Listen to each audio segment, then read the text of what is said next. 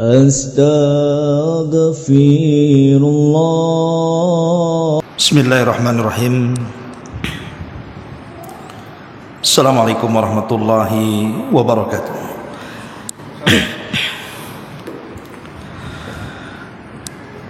Alhamdulillah wassalatu wassalamu ala Rasulillah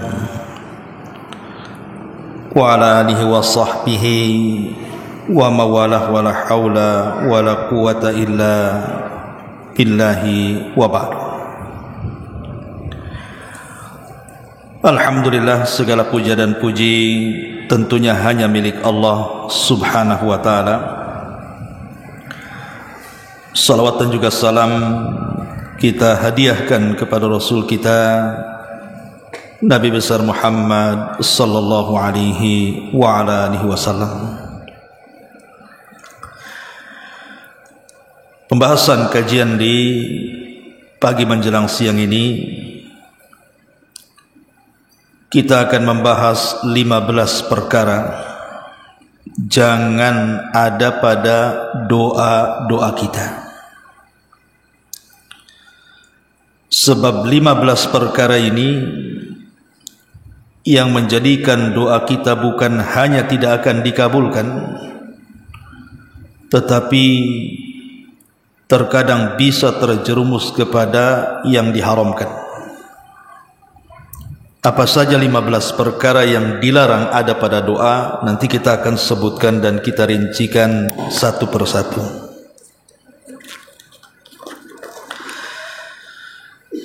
Ma'asyiral muslimat yang dimuliakan Allah subhanahu wa ta'ala, kita tahu bahwa doa itu adalah seutama-utama ibadah. Dan itu disebutkan dalam sebuah hadis. Nabi SAW bersabda, "Laisa syai'un aqram indallahi minad du'a." Tidak ada sesuatu yang sangat istimewa di sisi Allah Subhanahu wa taala melebihi sebuah doa. Tapi sayang, tidak ada yang tahu nilai sebuah doa kecuali para nabi dan orang-orang yang berusaha untuk mengikuti para nabi. Kita lihat Nabi Allah Ayub alaihi salatu wassalam, ketika Allah subhanahu wa ta'ala berikan berbagai macam ujian, mulai dari hancurnya hartanya, kemudian Allah wafatkan seluruh keturunannya, bahkan Allah subhanahu wa ta'ala berikan penyakit, di mana penyakit ini tidak pernah ada sebelumnya kecuali kepada Nabi Allah Ayub alaihi salatu wassalam. Sampai-sampai orang-orang di sekitarnya menganggap bahwa penyakit Nabi Allah Ayub alaihi salatu wassalam itu sebagai kutukan, di mana Ayub diprasangkakan telah melakukan dosa yang tidak pernah dilakukan siapapun. Tentu mustahil seorang nabi melakukan maksiat, tapi itulah tuduhan orang. Sampai satu hari istrinya Nabi Allah Ayub alaihi salatu wassalam berusaha untuk meminta kepada suaminya Ayub untuk berdoa kepada Allah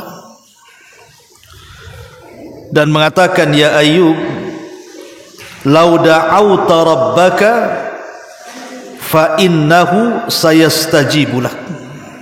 Wahai Ayub suamiku, kalau engkau berdoa kepada Allah subhanahu wa ta'ala, pasti Allah akan kabulkan doamu, karena engkau seorang yang saleh, kau seorang nabi, tidak mungkin tidak dikabulkan doanya. Tapi kemudian Nabi Allah Ayub alaihi salatu wassalam mengatakan kepada istrinya, mengingatkan akan nikmat. dan mengatakan, wahai istriku, berapa banyak Allah telah memberikan nikmat kepada kita. Maka istrinya mengatakan 70 tahun. Maka Ayub mengatakan, musibah yang baru menimpa kita ini belum sampai 70 tahun, masih 18 tahun. Kalau seandainya aku mau sabar dengan musibah yang hanya baru 18 tahun dibandingkan dengan nikmat Allah yang 70 tahun, tidak imbang. Akhirnya kemudian istrinya pun terdiam. Sampai satu hari ada dua orang yang merupakan pengikut Nabi Allah Ayub alaihi salatu wasalam yang masih setia, selalu menjenguk Nabi Ayub alaihi salatu wasalam. Masalahnya kedua orang ini berbisik-bisik, di mana salah satunya mengatakan, jangan-jangan Ayub itu dikutuk Allah. Kemudian temannya mengatakan, bagaimana mungkin kau bisa mengatakan seperti itu? Maka dia mengatakan, coba lihat penyakit yang diderita Ayub itu. Bukannya sembuh tapi semakin parah. Tidak ada tanda-tanda kesembuhan, padahal sudah 18 tahun lewat penyakit itu menerpa Ayub. Kalau ini bukan kutukan, apa namanya? Maka berdialoglah dua orang ini. Qadarullah, dialognya terdengar ke telinga Ayub. Maka Nabi Allah Ayub alaihi salatu wasallam langsung berdoa kepada Allah subhanahu wa ta'ala dan mengatakan, Rabbi inni massaniyadh-dhurr wa anta arhamur rahimin. Ya Rabb, aku tahu engkau yang menimpakan madarat ini kepadaku, tapi aku tahu juga bahwa engkau zat yang maha penyayang dari seluruh hamba-hambamu penyayang. Seolah-olah Ayub mengatakan bahwa penyakit yang dideritanya dan musibah yang menimpanya tidaklah Allah timpakan kepada dia, melainkan karena kasih sayang seorang Khalik kepada makhluknya, seorang pencipta kepada hamba-hambanya. Akhirnya kemudian setelah Ayub alaihi salatu wasallam terus berdoa dan mengatakan, Rabbi inni massaniyadh-dhurr wa anta arhamur rahimin, maka Allah katakan, fastajabnalah, kami pun mengijabah doa Ayub. Akhirnya Allah kembalikan seluruh kekayaannya, Allah kembalikan seluruh keturunannya, dan Allah sembuhkan penyakit-penyakitnya. Begitulah nilai sebuah doa, Bu. Tidak ada yang mustahil bagi Allah. Maka jangan pernah bosan untuk berdoa. Ada perkara-perkara yang mungkin kita anggap mustahil, tapi bagi Allah itu mungkin, Bu. Tidak ada yang mustahil bagi Allah, walaupun kita menganggap mungkin, walaupun kita menganggap mustahil. Bagi Allah semuanya mungkin, karena innallaha ala kulli syai'in qadir. Allah itu atas segala sesuatu maha mampu. Maka jangan pernah bosan berdoa. Tetapi walaupun demikian, ada perkara-perkara yang dilarang dalam doa. Inilah pembahasan yang kita akan bahas. 15 perkara tidak boleh dilakukan saat berdoa. Yang pertama, tamannil maut min ajli bala'in nazalabi. Tidak boleh seseorang saat berdoa itu bercita-cita ingin meninggal karena sebuah musibah yang dideritanya. Di masyarakat, apabila Allah subhanahu wa ta'ala takdirkan seseorang itu diberikan ujian berupa sakit lama, terkadang bukan hanya sebulan, 2 bulan, bertahun terkadang. Terkadang sebagian mereka harus meringkuk di ranjang, tidak bisa bangun. Sehingga kemudian syaitan datang, membisikkan di telinganya, sudahlah, mintalah kematian kepada Allah daripada kau merepotkan semua orang. maka waswas syaitan masuk di kepalanya. Akhirnya dia mulai berpikir bahwa hidupnya sudah tidak berguna karena merepotkan orang lain. Disitulah dia meminta supaya diwafatkan saja dibandingkan dia harus hidup, karena tidak tahan dengan penyakit dan takut merepotkan orang yang merawatnya. Maka dalam berdoa meminta kematian tidak boleh dilarang. Nabi SAW mengatakan, la yatamannayanna ahadakumul maut min durrin asabahu. Kata Nabi SAW, jangan berangan-angan kematian itu terhadap seseorang. Tidak boleh seseorang itu berangan-angan untuk mati karena sebuah madarat yang menimpanya, sebuah musibah yang menimpanya. Makanya disebutkan dalam sebuah riwayat, ketika paman Nabi SAW, Abbas ibn Abdul Muttalib, itu sedang sakit parah. Kemudian dia berangan-angan dan bercita-cita ingin mati lebih baik dibandingkan hidup. Maka Nabi SAW menegurnya dan mengatakan, jangan bercita-cita untuk mati. Sebab kalau engkau orang jahat, maka ada kesempatan untuk bertobat. Dan kalau engkau orang baik, ada kesempatan untuk menambah amal ibadah.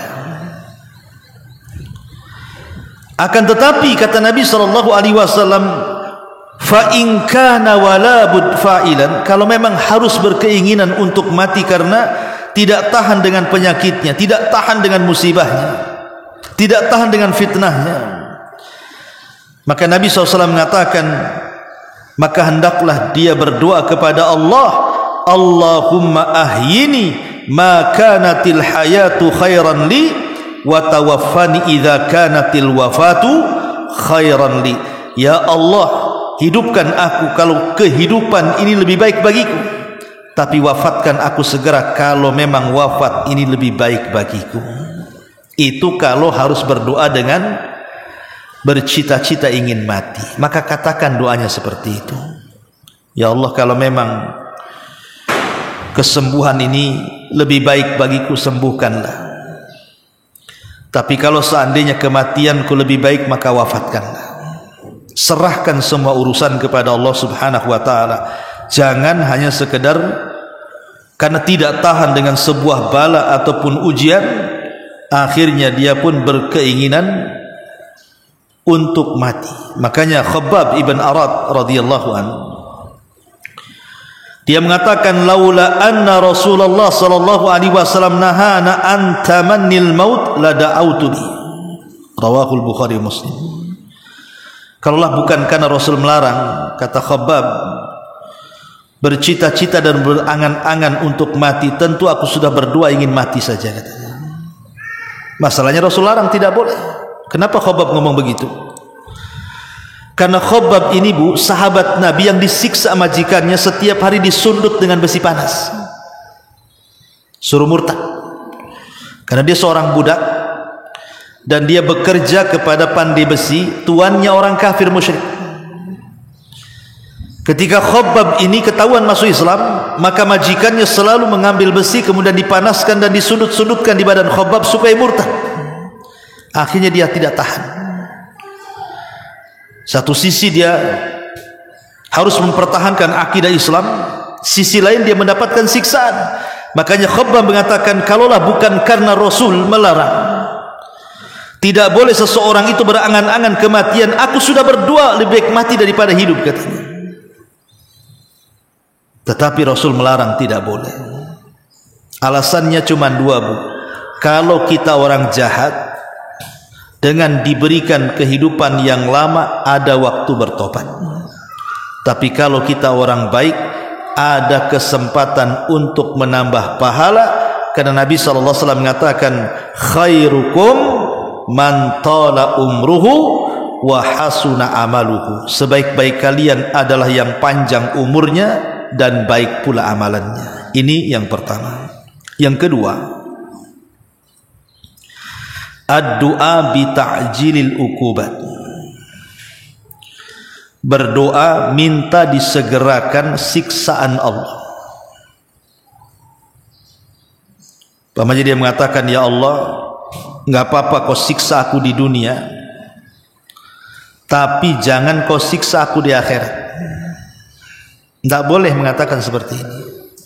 Kan kesannya bagus itu kan. Daripada di akhirat masuk neraka, sekarang aja ya Allah, kalau mau nyiksa siksa aja aku, katanya. Enggak akan kuat kita. Dalam sebuah hadis dari Anas radhiyallahu an, Nabi SAW diceritakan bahwa ada rajulan minal muslimin qad khafata fasara mislal farakhi. Faqala lahu Rasulullah sallallahu alaihi wasallam, hal kunta tad'u bi syai'in aw tas'alhu iyyahu? Qala na'am. Kuntu aqul Allahumma ma kuntu mu'aqibi bihi fil akhirati fa'ajilhu li fid dunya. Faqala an-nabiy sallallahu alaihi wasallam, subhanallah, la tutiquhu aw la tastati'uhu, afala qul Allahumma atina fid dunya hasanah wa fil akhirati hasanah wa qina adzaban nar. Qala fada Allahu lahu fasyafahu. Jadi diriwayatkan dari Anas radhiyallahu anhu, Nabi SAW pernah menjenguk seseorang dari kaum muslimin yang sakit dan sangat kurus bagaikan anak burung. Saking parahnya sahabat ini, udah lama sakitnya, akhirnya badannya mengering dan mengurus dan tidak kunjung sembuh. Lalu Nabi SAW bertanya kepada sahabat yang sakit lama sampai kurus ini, apakah kamu pernah berdoa dengan sesuatu, atau kamu pernah meminta dengan sesuatu? Maka orang ini mengatakan, iya, aku pernah berdoa wahai Rasul. Ya Allah, jika engkau akan menyiksaku di akhirat, maka segerakan siksa itu untukku di dunia, katanya. Itu doanya. Ya Allah, kalau seandainya engkau akan masukkan aku ke neraka, jangan. Lebih baik kau siksa aku saja di dunia, tapi di akhirat jangan kau masukkan aku ke neraka. Maka Nabi SAW mengatakan, subhanallah, kamu tidak akan mampu, kamu tidak akan sanggup. Kamu tidak akan sanggup. Kalau Allah menyiksa kamu di dunia, kamu tidak akan sanggup. Boleh jadi engkau tidak sabar, boleh jadi engkau tasahud, menolak takdir, boleh jadi mengeluarkan kata-kata yang tidak pantas dikeluarkan, engkau tidak sanggup, kata Rasulullah. Sebaiknya berdoalah dengan doa, Rabbana atina fid dunya hasanah wa fil akhirati hasanah wa qina adzabannar. Ya Allah, berikan kepada kami dunia yang baik, akhirat yang baik, dan peliharalah kami dari azab neraka. Lalu dia pun terus berdoa dengan doa sapu jagat ini. Akhirnya Allah sembuhkan penyakitnya. Jadi yang kedua, Bu, jangan berdoa meminta disegerakan siksa. Kita tidak akan sanggup. Tapi mintalah di dunia diselamatkan dari siksa Allah, di akhirat juga kita diselamatkan dari azab Allah, dan kita juga dimasukkan ke dalam surga. Kan enak tuh. Ya. Ini yang kedua. Yang ketiga,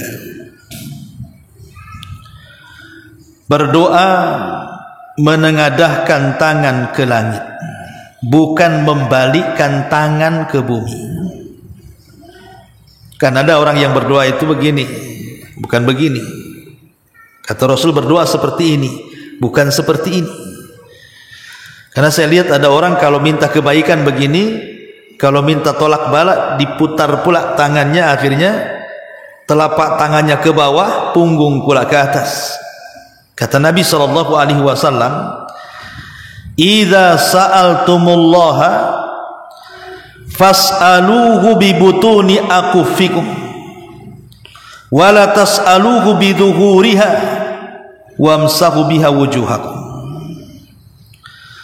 Kata Nabi SAW, apabila kalian meminta kepada Allah, maka mintalah dengan kedua telapak kalian, tengadahkan kedua telapak kalian ke langit, dan jangan dengan punggung telapak tangan kalian, dan usaplah dengannya wajah-wajah kalian. Sebagian ulama ada yang mensahihkan hadis ini, ada yang melemahkan hadis ini. Bagi yang mensahihkan artinya mengusap setelah berdoa tidak ada masalah, tapi bagi yang melemahkan tentu tidak perlu mengusap.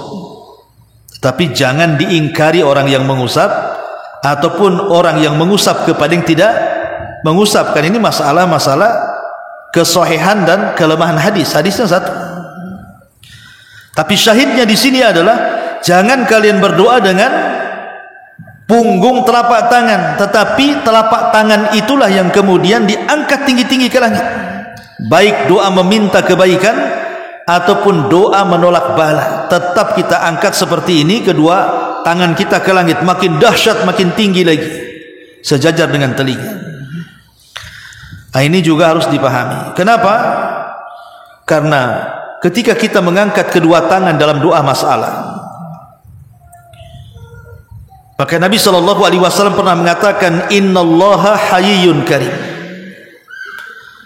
yastahyi min abdihi idza rafa'a yadayhi an yaruddahuma sifra. Allah itu zat yang maha pemalu lagi maha pemurah. Allah malu kalau ibu menengadahkan kedua tangan ke langit kemudian meminta kepada Allah, tiba-tiba Allah kosongkan kedua tangan kita. Allah malu, pasti Allah akan beri. Karena di antara syarat istijabah doa adalah mengangkat kedua tangan. Maka ini perkara yang ketiga. Perkara yang keempat, jangan berdoa dengan menggunakan kandungan-kandungan laknat. Tidak boleh berdoa yang di dalam doa itu ada kandungan laknat.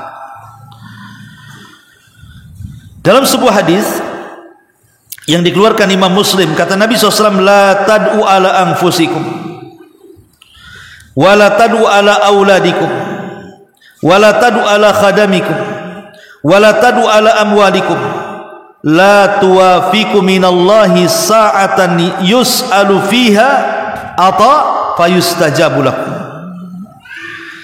Jangan kalian mendoakan jelek kepada diri-diri kalian, jangan mendoakan jelek kepada anak-anak kalian, jangan mendoakan jelek kepada pembantu-pembantu kalian, jangan mendoakan jelek kepada harta-harta kalian, karena terkadang saat kita berdoa mencocoki waktu istijabah doa, ternyata doa itu Allah betul-betul kabulkan. Nauzubillah.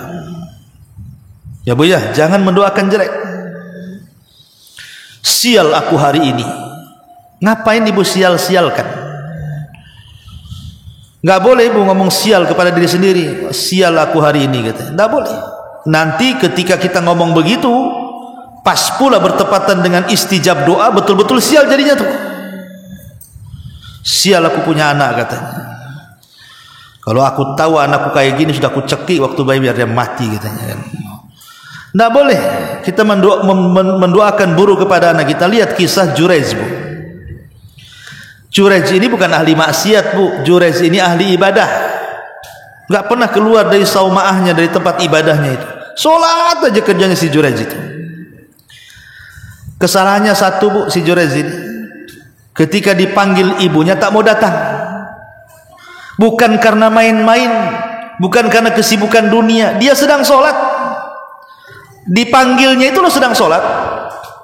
Jadi Jurayj dalam hatinya, apakah harus membatalkan sholatku ataukah aku terus sholat? Kalau aku batalkan sholatku, aku durhaka kepada Allah.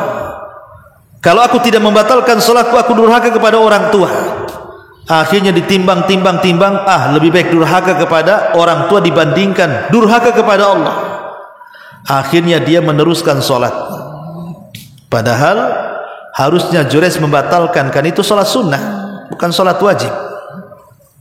Karena panggilan orang tua lebih wajib dibandingkan sholat sunnah. Ya, karena Jurayj tidak ada pengetahuan soal itu. Ibunya marah, Bu, karena melihat Jurayj ini asik di dalam musola aja di masjid terus nggak keluar-keluar, ibunya sampai mengeluarkan kalimat-kalimat laknat dan mengatakan, ya Allah, jangan kau wafatkan putraku si Jurayj sampai kau kirim wanita pelacur itu supaya dia nggak di masjid terus, katanya. Rupanya setelah ibunya meninggal, terkadang doa itu tidak lantas hari ini berdoa besok dikabulkan. Terkadang sudah lama, sudah lupa, baru dikabulkan oleh Allah Azza wa Jalla. Betul. Akhirnya si Jurayj didatangi wanita pelacur persis seperti doa ibunya. Digodanya si Jurayj, tapi Jurayj pun tidak bergeming karena kuat keimanannya. Sampai akhirnya si pelacur ini membuat khilah, membuat makar, berzina dengan seorang penggembala, akhirnya hamil, kemudian punya anak. Dituduhlah Jurayj yang menghamili dan itu anak si Jurayj. Oh, marah Bani Israel. Kemudian tempat ibadahnya dirobohkan dan Jurayj pun hampir dibunuh. Tapi Jurayj mengatakan kepada Bani Israel, berikan waktu untuk sholat. Akhirnya dia sholat 2 rakaat. Kemudian kata Jurayj, mana bayi itu? Datangkan bayi itu kepadaku. Kalau katanya dia anakku, datangkan bayi itu kepadaku. Akhirnya bayi itu datangkan di hadapan Jurayj, dicubit bayi itu dan dikatakan oleh Jurayj, man abuk? Siapa bapakmu? Ngomong pula bayi itu, bapakku tuh yang nyembala kambing, katanya. Coba kalau ada bayi, Bu, dicubit bisa ngomong siapa bapakmu apa enggak? Was-was tuh orang-orang tuh. Ya. Tapi kan bayi ajaib ini kan hanya ada di zaman dulu yang bisa ngomong. Zaman sekarang nggak ada bayi bisa ngomong, kecuali ada baterai di belakang punggungnya. Intinya bahwa jangan mendoakan keburukan. Ingat pernah saya ceritakan, Bu, ada ini kejadian Timur Tengah. Seorang syekh bercerita. Jadi ketika anaknya masih kecil, anaknya itu masih remaja, wajar lah kalau anak remaja itu nakal kan, Bu, ya. Itu kembali kepada pendidikan orang tua biasanya.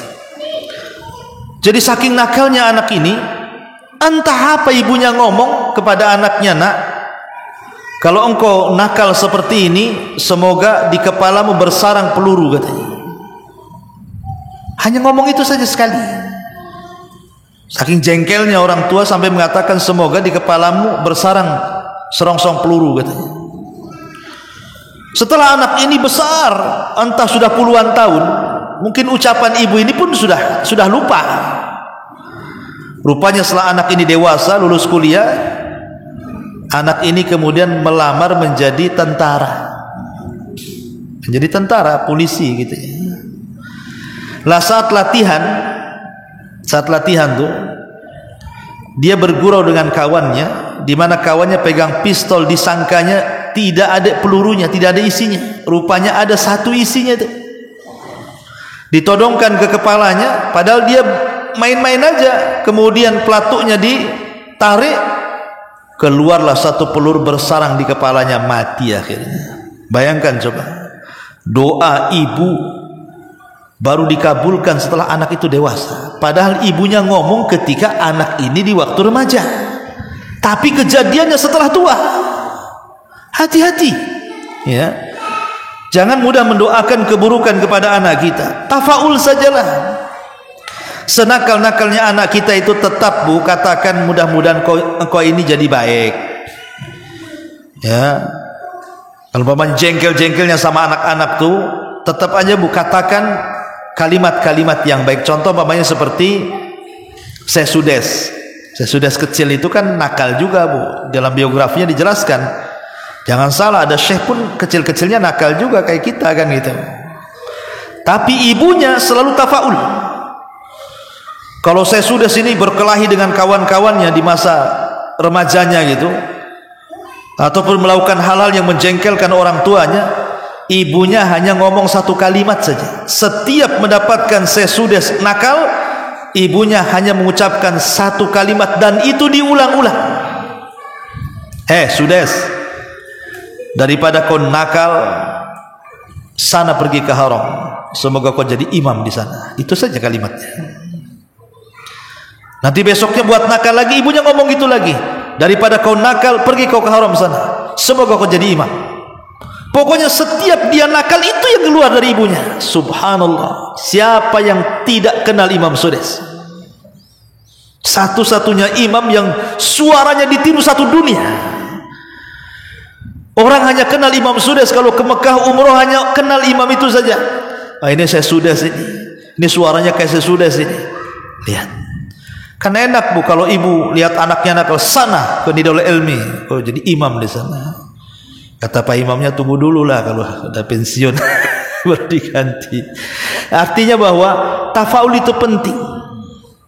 Nah, sana ke Jabal Uhud sana, bisa gantikan Ustaz Abu Mero di sana. Kan itu ya. Jadi supaya tafaul itulah mungkin ketika kita mengucapkan kalimat seperti itu di waktu yang mustajab doa. Ini yang keempat ya. Yang kelima, jangan berdoa di dalam doa itu terkandung qati'atur rahim. Di dalam doa itu memutus silaturahim. Pamannya ada orang tua yang jengkel dengan kelakuan mantunya. Ya Allah, sudahlah, nggak usahlah jodohkan lagi anak saya dengan suami, ya Allah, mudah-mudahan keduanya cerai, keduanya pisah. Nggak boleh. Masa orang tua doain anaknya supaya cerai? Ya, nggak boleh, karena itu terkandung memutus silaturahim. Kata Nabi SAW dalam sebuah hadis, apa kata Nabi SAW? Ma min muslim yad'ullaha bida'watin laisa fiha ithmun wala qati'atur rahim illa a'tahu Allahu biha ihda thalathin. Tidaklah seorang muslim berdoa kepada Allah dengan doa yang di dalamnya tidak terkandung unsur memutus silaturahim atau terkandung unsur perbuatan-perbuatan dosa. Ya Allah, bangkrutkan tuh usaha si kawan tuh. Ya Allah, mudah-mudahan ketabrak dia. Ya Allah, mudah-mudahan mati aja dia. Ya Allah, pokoknya dia mendoakan hal-hal yang ada perbuatan dosa di dalamnya. Kalau kita berdoa dan tidak ada unsur itu, memutus silaturahim atau perbuatan dosa, Allah pasti kabulkan dengan 3 pengabulan. Pertama, disegerakan doanya. Yang kedua, disimpan doanya untuk di akhirat, untuk mengangkat derajatnya di sorga. Atau yang ketiga, boleh jadi mungkin Allah kabulkan dengan cara yang lain karena hikmahnya, karena kemaslahatan.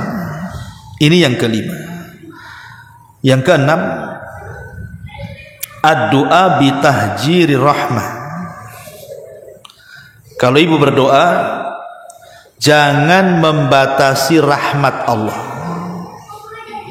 Jangan membatasi rahmat Allah. Ya Allah, hujani desa saya saja, desa sebelah jangan. Itu tidak boleh, Bu. Ya. Ya Allah, kasih rezeki saya saja, tetangga nggak boleh. Ya Allah, warung saya saja yang ramai, warung sebelah sepikan. Tidak boleh, itu membatasi rahmat Allah. Ya. Berdoa membatasi rahmat Allah tidak boleh, Bu. Rahmat Allah ini luas. Masa berdoa seperti itu? Ya Allah, anak saya aja yang cerdas, anak orang bodohkan aja. Nah, itu kan nggak boleh, Bu. Itu membatasi rahmat Allah. Kenapa demikian? Karena ada hadis Nabi SAW ketika ada Arab Badui kencing di masjid. Ya, di zaman Rasul, Bu, ada Arab Badui, namanya Badui nggak sekolah, masuk ke masjid kencing pula di pojok masjid, kok dikencingi. Marahlah para sahabat nih. Hampir-hampir sahabat ini mau melakukan kekerasan kepada si Badui tadi. Tapi Rasul tahu. Kata Rasul, da'uhu, tinggalkan dia, biar aku yang mengatasinya. Akhirnya kemudian Nabi SAW mendekati Arab Badui yang sedang kencing itu dan mengatakan setelah selesai kencing, wahai fulan, masjid ini tempat sholat, tempat baca Quran, tempat berzikir. Rasul tidak mengatakan bukan tempat kencing, enggak. Justru objeknya tidak disebutkan tuh. Hanya mengingatkan fungsi masjid. Masjid ini tempat sholat, tempat zikir, tempat baca Quran. Dengan lembutnya Nabi SAW, akhirnya hatinya Arab Badui ini terenyuh dengan ucapan Nabi. Ketika kemudian Arab Badui ini melihat akhlak Nabi yang begitu tinggi dan begitu luhur, tiba-tiba dia mengucapkan, Allahumma arhamni wa Muhammadan wa la tarham minhum ahada. Ya Allah, rahmati aku dan Muhammad saja, dan jangan kau rahmati tuh yang melotot-melotot sama aku tuh, katanya. Yang mau jahat sama aku tuh jangan kau rahmati, katanya. Aku aja dengan Muhammad, katanya. Apa kata Rasul? Laqad hajjarta wasi'an. Laqad hajjarta wasi'an. Engkau sudah membatasi nikmat Allah yang luas. Jangan membatasi nikmat Allah. Jadi Buya, jangan membatasi nikmat Allah, nikmat dan rahmat Allah Subhanahu wa taala dalam setiap doa. Ini yang ke-6, yang ke-5, yang ke-7. Jangan mengucapkan doa seperti ini, Bu. Allahumma inni la as'aluka raddal qada walakinni as'aluka lutfa fihi. Ya Allah, aku tidak memohon kepadamu untuk mengubah takdirmu kepadaku, namun aku hanya memohon agar engkau bersikap lembut kepadaku. Jangan ucapkan kalimat ini. Ya Allah, aku tidak memohon kamu untuk mengubah takdirku. Tidak apa-apa takdirku seperti ini, tapi tolonglah tampakkan kelembutanmu kepadaku. Tidak boleh, ya, karena doa sendiri adalah merubah takdir. Doa lo bisa merubah takdir. Dia malah mengatakan apa? Ya Allah, nggak apa-apa, aku terima takdirmu, katanya. Tapi berilah kelembutanmu kepadaku. Justru kita meminta kepada agar takdir kita dirubah. Yang tadinya sakit jadi sembuh, yang tadinya fakir jadi kaya, ya, yang tadinya susah jadi senang, yang tadi banyak masalah dihilangkan masalahnya. Bukankah Rasul mengatakan la yarudul qada illa doa? Tidak ada yang bisa menolak ketentuan Allah kecuali doa. Maka tidak boleh kita ini mengatakan seperti itu, tapi mintalah perubahan takdir kepada Allah Subhanahu wa taala. Karena bagaimanapun Al-Imam Al-Bukhari membuat bab dalam sahihnya, bab man ta'awwadza billahi min darkis syaqa wa su'il qada wa qauluhu ta'ala qul a'udzu birabbil falaq min syarri ma khalaq thumma saqa qaulun nabi SAW. Dan firman Allah, katakanlah aku berlindung kepada dari kejahatan ciptaannya. Kemudian beliau mengambil sabda Nabi SAW, mohonlah perlindungan kepada Allah dari bencana yang berat, dari kecelakaan, dan dari takdir yang buruk. Jadi kita minta supaya takdir kita ini dirubah. Ya, jangan ngomong ya Allah tidak apa-apalah kamu tidak merubah takdirku pun, tapi tolonglah tampakkan kelembutanmu. Enggak boleh mengucapkan kalimat ini. Kenapa? Karena kita minta supaya dihindarkan dari keburukan. Ya, dengar nggak Bu ya? Dengarlah ya. Saya kan kenceng juga teriak-teriak nih. Gak apa-apa, serak-serak, tapi yang penting ibu dengar. Ya. Qadarullah listrik mati. Gak apa-apa, sauna sebentar Bu. Ya. Ini yang nomor 7, nomor 8. Al-i'tida'u fid doa. Berlebihan dalam doa. Jangan melampau dalam doa Bu. Apa melampau dalam doa itu? Melampau dalam doa itu terkadang dia meminta sesuatu yang tidak boleh diminta. Contoh umpamanya, ya Allah, kekalkan aku di dunia. Ini kan melampau. Manusia pasti mati, kau minta kekal pula. Ya Allah, kalau bisa aku nggak pernah makan, nggak pernah minum, tapi aku hidup terus. Ya nggak mungkin. Manusia itu makan minum. Ya masa mintanya kayak gitu? Ya. Umpamanya ya Allah, buat aku kaya terus sampai kiamat. Nggak bisa, ya kan? Orang itu kadang pasang surut. Ya Allah, sehatkan aku sampai kiamat. Nggak bisa, kan itu ya? Itu melampau namanya. Nggak boleh. Atau meminta, ya Allah, nanti kalau aku masuk surga, aku boleh nawarga. Nah, buatkan istana lah yang bagus untukku kayak di dunia. Nggak boleh. Itu melampau. Ya.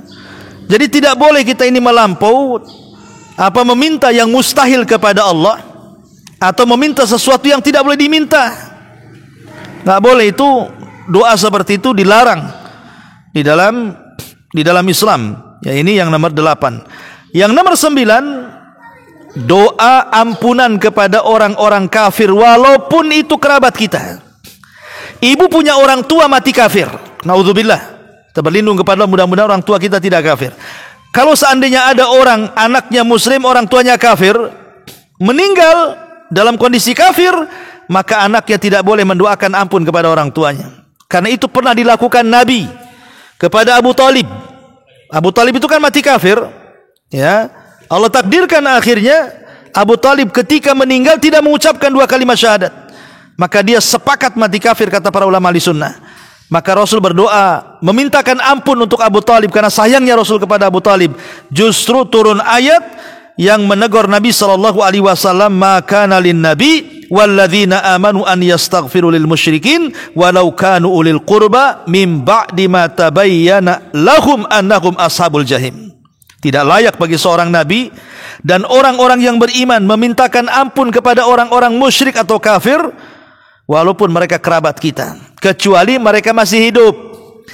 Kalau orang tua masih hidup, saudara masih hidup dan mereka non muslim, maka kita boleh berdoa supaya mereka dapat hidayah, mereka dapat kebaikan, mereka dapat jalan yang benar, maka itu boleh. Tapi kalau sudah meninggal, tidak boleh mendoakan dengan cara memintakan ampun akan dosa-dosa mereka, karena percuma, ya, percuma, tidak akan diampuni dosanya.